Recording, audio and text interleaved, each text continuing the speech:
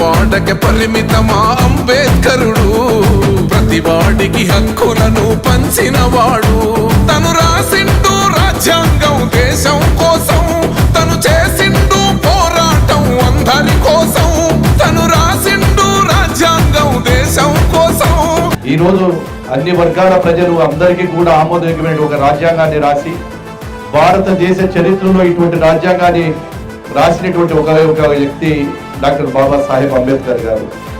ఆయన ఇచ్చినటువంటి స్ఫూర్తితోనే ఈ రోజు అన్ని వర్గాల ప్రజలు కులాలు మతాలకు అతీతంగా ఈ రాజకీయాలలో ప్రతి ఒక్కరికి కూడా స్థానం కల్పించాలి.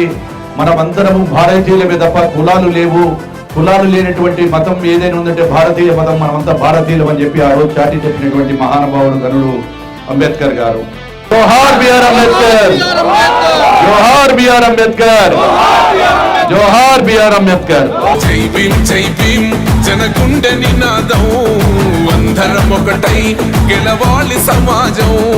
జై భీమ్ ఒక యుద్ధ నినాదం.